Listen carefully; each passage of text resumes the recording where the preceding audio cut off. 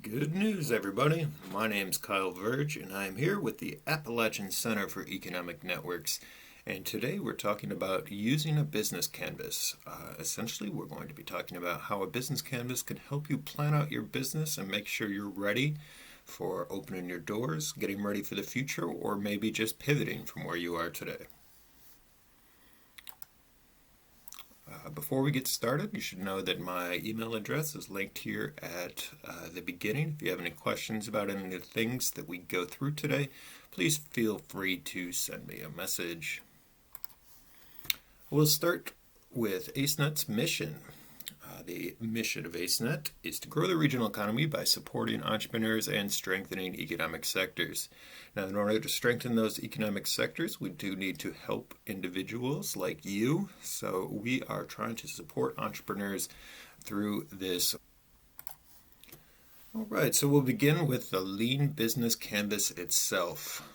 As you can see here, it is pretty simple. Usually what happens is you'll find this printed out on a large piece of paper, and what you're supposed to do is fill in all these boxes with various information so that you can see how it relates to one another, and you can see how all of the things that your business is going to need to do sort of relate and connect.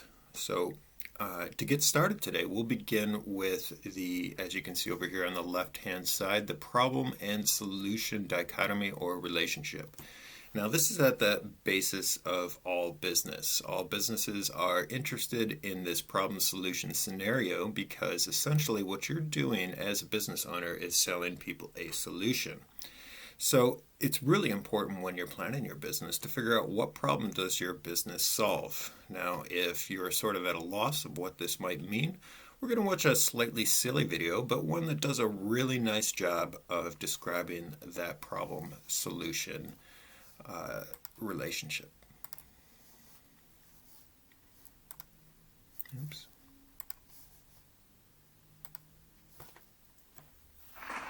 That leaky roof will cost you thousands in repairs, and gushing gutters can destroy your home's foundation. Hi, Phil Swift here for Flex Seal, the easy way to coat, seal, and stop leaks fast. Just a quick shot and Flex Seal instantly fills cracks and holes, stopping the toughest leaks while remaining completely flexible. Flex Seal is actually liquid rubber in a can. Flex Seal is perfect for all your home repairs and covers easily. Now that's a beautiful seal that will last a lifetime. Flex Seal is perfect for roof repair and basement leaks. It's like a handyman in a can. This super strong rubberized coating is unaffected by weather. In extreme heat or cold, Flex Seal keeps its hold. To show you the amazing sealing power of Flex Seal, we replaced the bottom of this boat with the screen door. We covered it in Flex Seal. After a day on the water, not only does it stay afloat, but the inside is completely dry. And when you want to use the strength of Flex Seal on surfaces that are light, nothing works better than Flex Seal Bright. Flex Seal Bright blends with lighter surfaces. All right, I'm sure that everyone has seen that commercial 1,000 times, so we probably don't have to watch the whole thing. But what I wanted to do is show you that Bill Swift there, he is really good at this problem solution scenario. So he's talking about what the problems are that you might experience in your life and why Flex Seal could be a solution. So you can see it in the video. Water damage is expensive, and this can lead to both short-term problems and long-term problems. He talks about how you might be too busy to do it right. He talks about how, repair people are expensive. These are all problems that you might have if you're of a certain demographic, specifically those that can't afford expensive repair people. So he's hitting his target audience, and he's letting them know what the problem is they might have and how Flex Seal could be the solution. And then he does a really nice job of throwing in some humor there. Now that's going to be really important to defining your brand, is figuring out what little side stick you're going to take just so that people can sort of relate to you and remember you. But again, he's sort of pointing out that it's a little tongue-in-cheek. This is not a real problem that you have, but if you did have a boat with a screen door in the bottom, again, he could be a solution. So this is the kind of thing that you're looking for when defining your business at its very basic. What problem are you solving for your customers, and what is your solution specifically? So we can see that I have done a little bit with this problem solution scenario. If you don't recall, I've made this fake business to help us through some of the basic ideas in getting started as a small business owner. And so I sort of imagine, what would a pet service or pet supply shop provide? What would their problem solution be like? And we could see here I've listed some of them. And this, of course, probably won't be the same for you, but yeah, you can see how this works. So the problem: cats make their own toys. The solution is to make toys that cats make. And what I mean is that the solution that I'm selling at Meow Meow Business is that I'm saying that, you know, I'm providing the toys that cats use for themselves. The other problem I might use is we have unhappy cats, and of course that could be both they are unhappy themselves, but it could also be their owners are bored with their pets, or perhaps their owners want their pets to be more lively. The solution, of course, is you're going to make the cats happy, and but you're mostly interested in making their caretakers happy, because of course they're the ones with jobs and money, and so yeah, you want to make sure that you're aware of that dichotomy.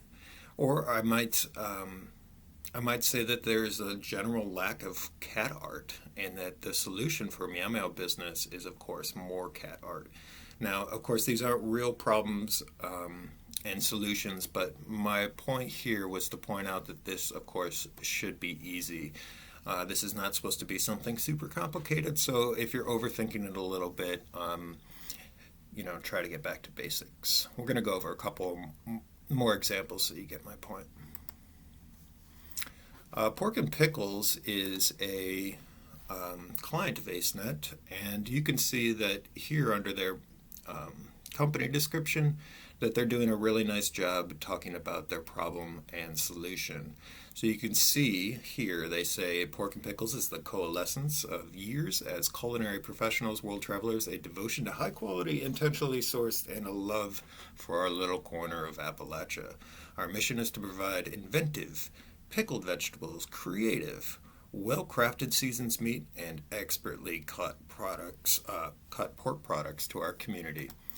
And then she goes on for some other things. So we can see that if you're looking for sort of the problem-solution dichotomy in other people's businesses, sometimes you can look and see what their solution is and then figure out what the problem is. Because, of course, you don't want to tell people that they have a bunch of problems. You want to suggest that you have a solution for problems that they didn't know they had.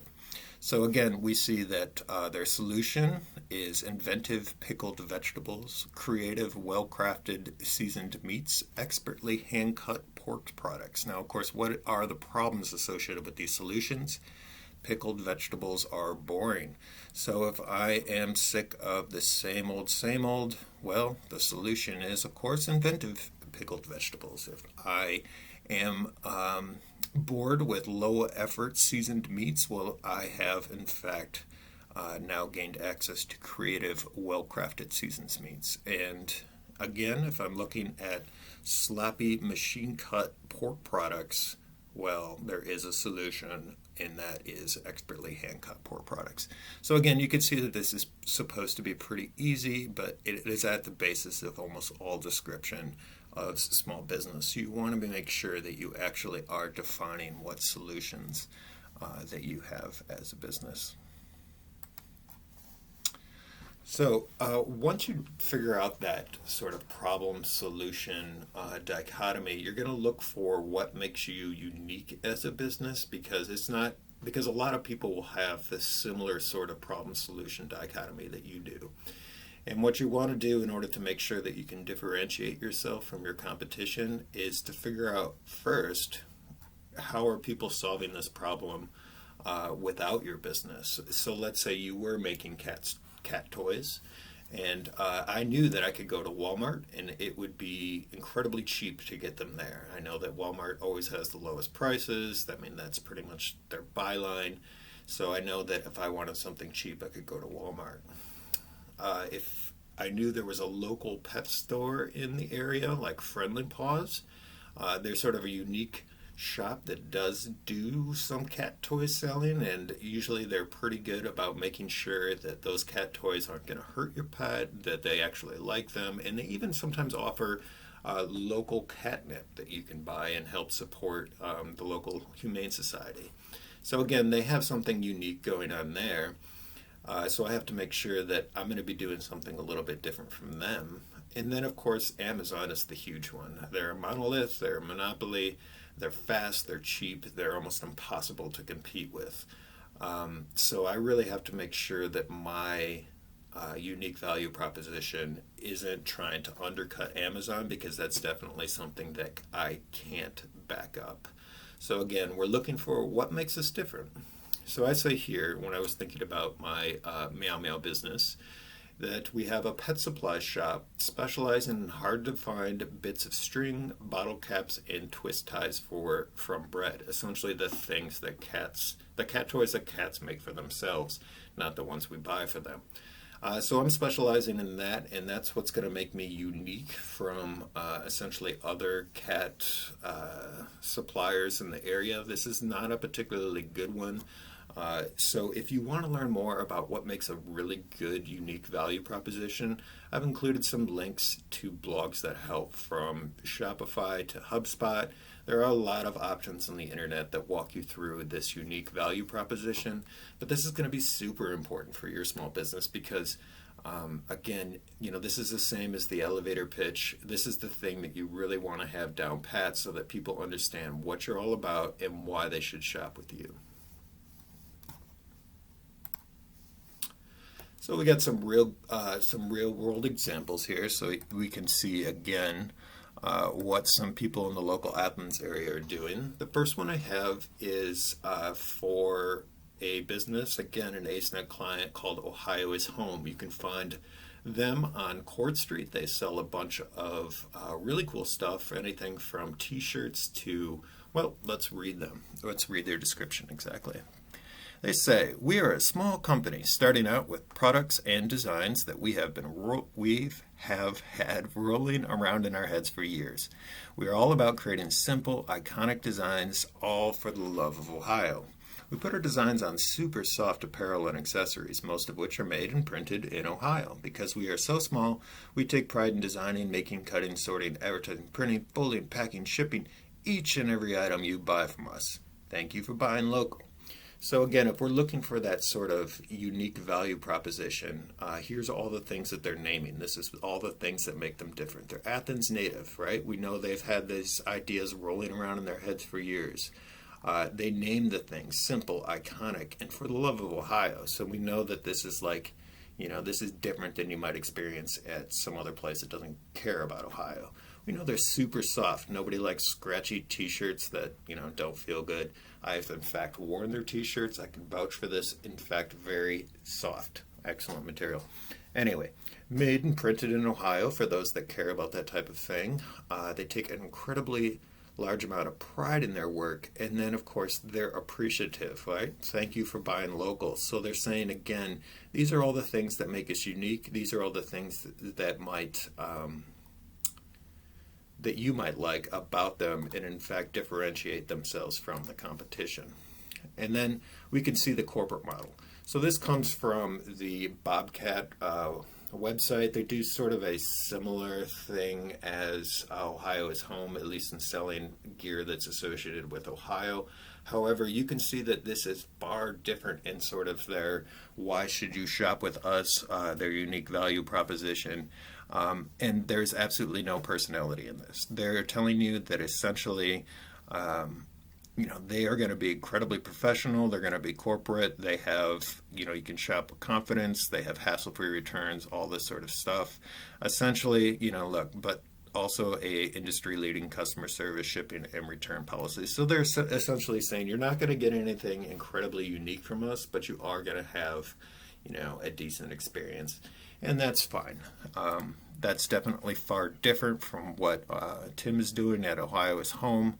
But again, if their target customer cares about this particular thing and they don't need to make that unique value proposition that names all these things that are important to Tim, then they can do this type of thing. But you can see why this would be, in a sense, competing with Amazon, because they have the licensing rights for OU gear, and that, of course, is something that Amazon perhaps won't have. And so for that reason, again, they have that sort of unique thing that makes them a little bit different than their larger competitors.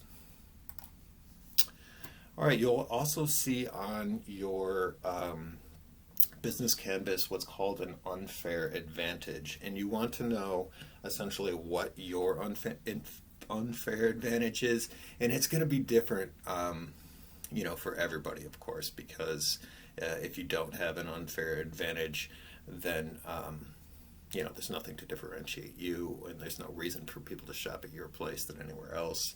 There's nothing that you're particularly great at. Essentially, you're going to have a hard time. But if you're wondering what your unfair advantage is, you can see it by looking at others. So, if everybody already knows your name, like that Cheers theme song, again, like that automatically conjures up some ideas, some emotions. Perhaps you watch the television show, perhaps you're too young for that. Regardless, if everyone knows your name, you essentially have an unfair advantage. Let's say that you have really good search optimization results on Google or wherever. Again, that's an unfair advantage. You have a great location, you have amazing food and drinks, or let's say you're the only one in town. If there's only one shoe store in town, guess what? You have an unfair advantage, because essentially if people are buying in town, they're gonna come to you. So what's yours? And that's gonna, you're gonna have to define that for yourself. So you might ask yourself, what does your target audience care about? And am I doing something that's particularly helpful for them? So you might ask yourself, what am I best at? What do you do that can't be easily duplicated by somebody else? And if you can't answer this, why will you succeed? So it's really important to figure out what exactly it is that makes you unique, again, and then also you excel at. So you might be unique and bad at a thing, and that's not an unfair advantage, that's just a fair advantage. So you really want to figure out what it is that you can provide that's going to be different from your competitors and give people a reason to shop with you. All right. So in thinking about your customers, you also need to know who they are. The easiest way to do this, of course, is to look at your competitors. So who shops at Walmart, who doesn't? Well, depending on who you are as a retailer, you might be looking at who doesn't shop at Walmart.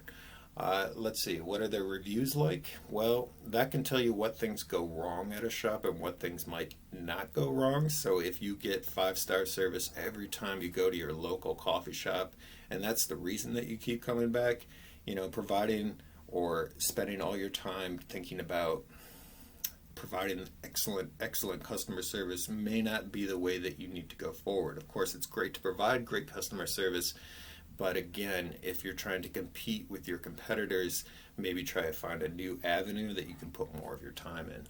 How do they reach their customers? So again, what unfair advantage do they have? Are they using social media? Are they using print? What are your competitors doing? And if they're of a similar demographic than the ones that you're picking out as your target customers, this might be a really helpful way to figure out what the best channel is to approach them. And then again, what are their super fans like? So who are the people that are constantly posting on their Facebook page, their Instagram page?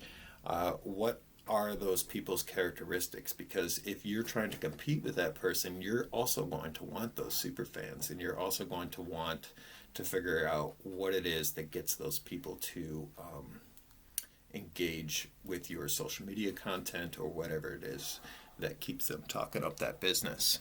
So what you want to do is to figure out who your ideal customer is. What are their characteristics? So how much money do they make in a year is a really good one. Are they college educated? Are they men? Are they women? Are they non-binary? all these things are going to be really important because when people identify themselves, especially in the United States, as a person, they often do so by commodifying themselves. In other words, they keep buying things that sort of helps them figure out who their identity is. So it's really important to figure out what your demographics of your customer is. Again, the answer is never everyone. That's way too broad. Even if you want to sell to everyone, unless your name is Jeff Bezos, you're probably not going to do it. And then again, who is most likely to buy your product? You know, you got to test these assumptions. You really do. You need to figure out if it's in fact true that teenagers are interested in your graphic tees or whatever it is that you're providing. You need to find some teenagers and figure out if they like it. And then again, I just want to reiterate this. How do different people respond to your product? So, you know, if you've got some graphic tees and you run it by grandma and she says, you know, this is outrageous, I really don't like this, you know, you maybe don't spend any time trying to sell it to grandmothers. So again, you really need to test this stuff. There's a lot of market research that you can do in order to figure out what are my customers and how can they be reached. So research, if you live in the Athens area, you have access to a whole bunch of really cool stuff. The first one, of course, is the public library. Public libraries are amazing, and as you can see, our local public library has access to some really good business databases. So you can see the Business Source Premier, Law Depot that helps with some business plan construction and also like contracts that you can individualize and can make unique for you. The Small Business Reference Center has so much information that can be helpful to figuring out how to start up a small business. So as you can see here, this is the Business Source Premier. And we can see I looked up rural tourism because I was sort of interested in what articles they might have about rural tourism and how maybe my, let's say I have an Airbnb, might benefit from some of this research. I could look and see, you know, I have 927 results here, so I'm obviously going to have to narrow that down a little bit. But the point was in doing this search that there are a lot of really helpful articles that can help you figure out what best practices or, you know, who the demographics are of the people that might be taking Airbnb bookings. The next thing is a database called Esri. You can find this by Googling it on the internet. This is a GIS database. And what it allows you to do is some pretty interesting things. It'll give you demographics based on areas of the country and even in neighborhoods as they change. And they put it all in a graphic interface that allows you to, you know, search for how many people in this area are college educated, how many people own cell phones, you know, how much time are they spending on their cell phones. Just like really amazing sort of like data amalgamation that allows you to answer some pretty specific questions that can be helpful for your business. Now you should know that Esri does, or at least did, offer a free 2-week trial, and this can be super helpful because the last time I checked, you could just start a new trial each and every time that your last one expired, so you can look at all of their information. It is kind of expensive to subscribe to that database, but there are some good resources that have access to this, at least in the Athens area and perhaps even in your own. Score is another really good website, and I would definitely suggest that you check this one out. They have so many different webinars, blogs, various things. You can even find a mentor that could be helpful to you during your business start. You can see that they obviously have COVID-19 resources if you're watching this and the pandemic is still occurring. So that's another really good one to check out, and they have a lot of articles on figuring out things like, you know, demographics and who my customers are exactly.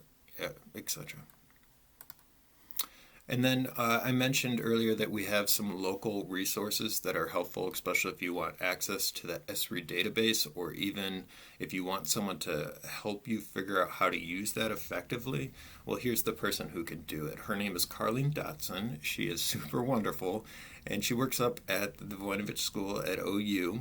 Now, everything's virtual now, but she is still very wonderful and can get you access to those databases if you were to either call or email her.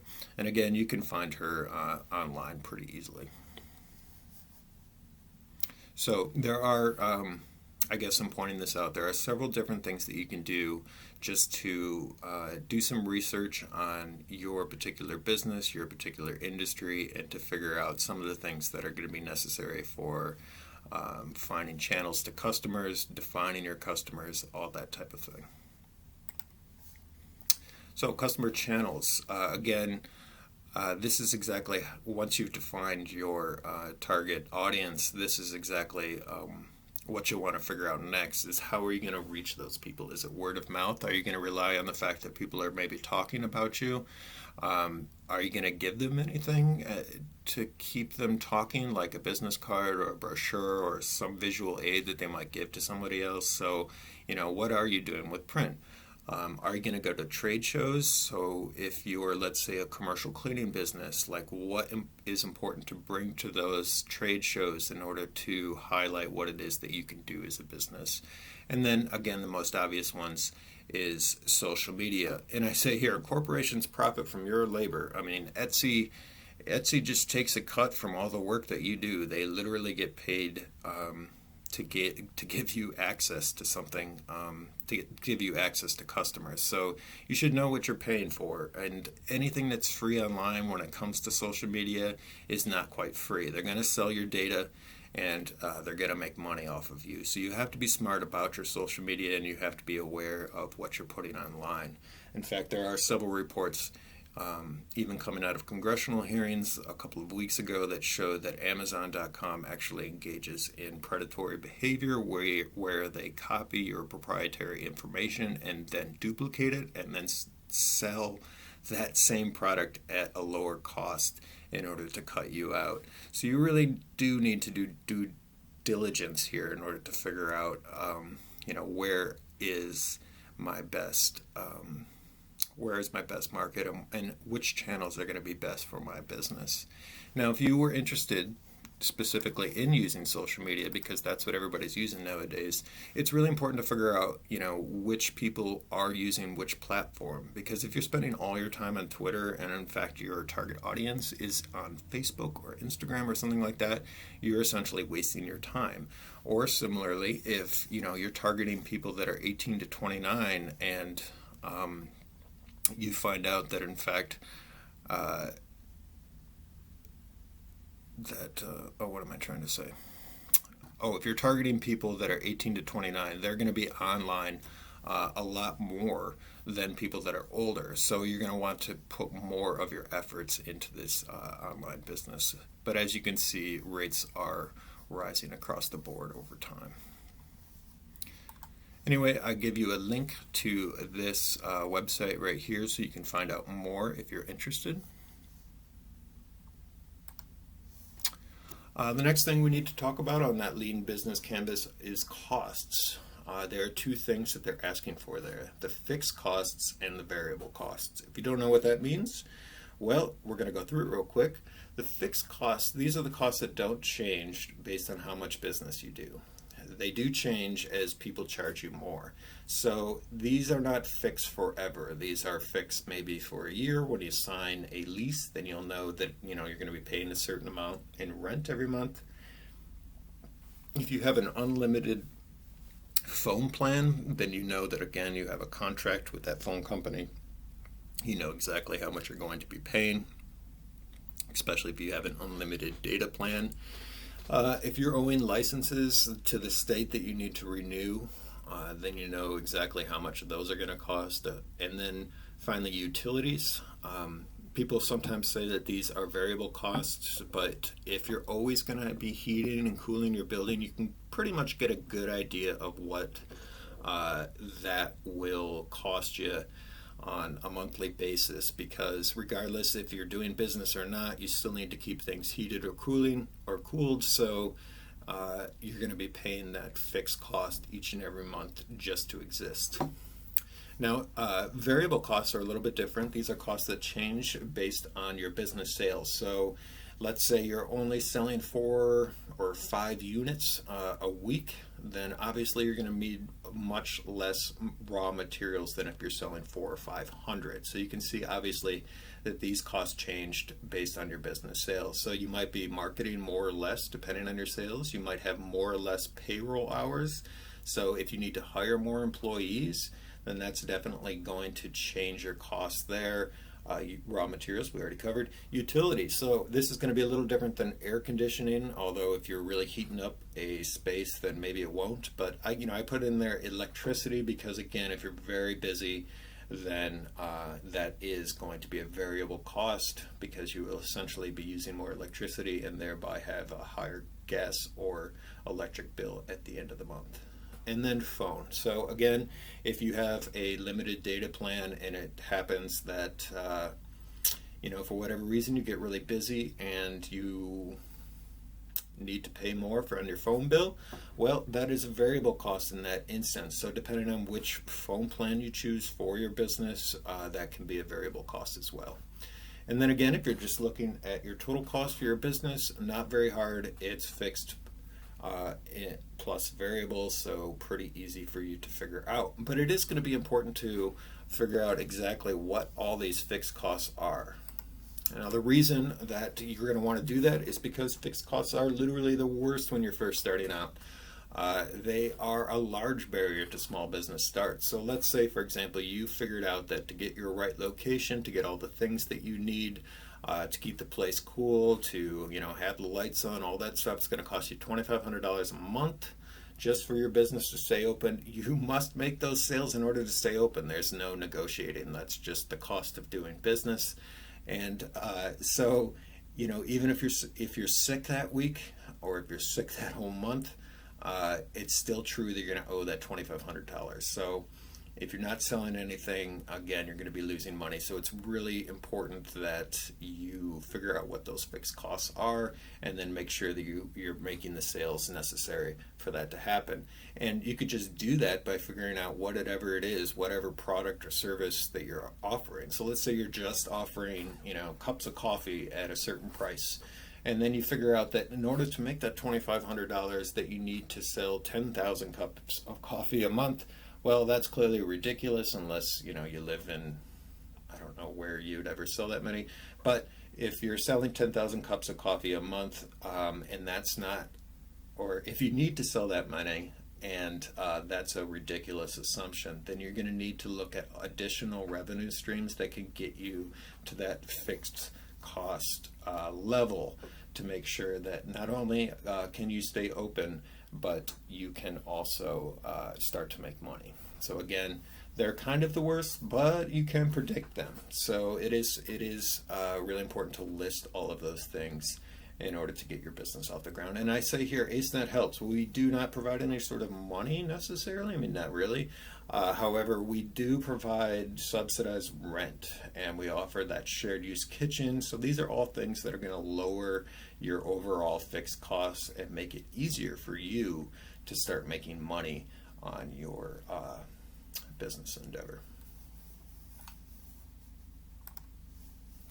So after you've done all of this, if you go through it slowly and sort of figure out what each and every little box is and figure them out and put them all together, you can see that you'll be able to have a large view of your business as a whole, and you'll be able to tell the ways that your customer segments might influence your problem and solution dichotomy, or your unique value proposition. I mean, or an unfair advantage. How does that affect your cost structure, or revenue streams for that matter? So the point, of course, of a lean business plan is to allow you this larger view. And you can do it as many times as you want. You can sort of play around with it. You can experiment. The idea is that filling out one of these before you get your business started, or when you're ready to make a major change in your business, is the first step. and a really helpful step in putting together a larger business plan, which you might bring to potential investors. All right, so that's it. That's how you use a lean business canvas model. And if you have additional questions, you can, of course, email me. My email was at the beginning of the webinar, but you can also email info@acenet.works. You can give us a call here. You can find us on the internet, on the web, Facebook, Instagram, and we never use Twitter, but perhaps you can find us there. Anyway, thanks for listening, and I hope you learned something. Bye.